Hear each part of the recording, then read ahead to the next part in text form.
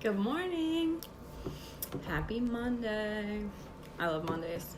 I love when my kids go back to school and I can get like my peaceful time in the morning. So last night I touched on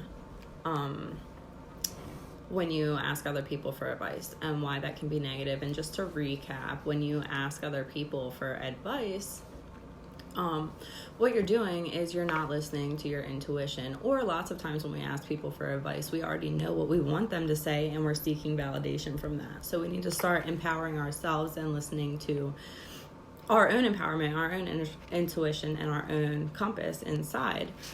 So, hey guys, let me just like wave to you hopping on. So today I want to talk about when other people ask you for advice. And the best thing that you can do for them when other people ask you for advice is to give them their power back. Say, it doesn't matter what I think. Because like I said yesterday, you don't know how they're feeling. You don't know what their intuition is telling them. And if they're seeking validation from you, you're going to give them their power back by saying, it doesn't matter what I think. Like, do what you think is best for you, and I'm here to support you. And that's really the best thing that we can do for other people to empower each other, is to take our own power back and don't seek validation from outside sources, and to give our friends their power back and say, you know, this is up to you. People are here to learn their own lessons, and we have to understand that, and our fears keep them small. Like, we're afraid they're going to get hurt, or we're afraid but sometimes people have to get hurt. Sometimes people have to experience things, and their intuition is going to guide them through those experiences. And I've had a lot of situations where I've personally chosen to go into something that seemed totally awful for me, that I needed to go to because it redirected my life to a place where I was going to be happy, that I wouldn't have been if I hadn't followed my gut to those awful situations. And then at the end of the day, I came out with, people and things around me that I needed that I wouldn't have met or had otherwise. So we always have to, go that route. Hey, everybody hopping on. I'm just going to recap this real quick. So, I don't know if you guys saw my video last night, but I said that when other people ask you when you ask other people for advice, you're ignoring your intuition or seeking validation outside of you. So to empower ourselves, we have to listen to our moral compass.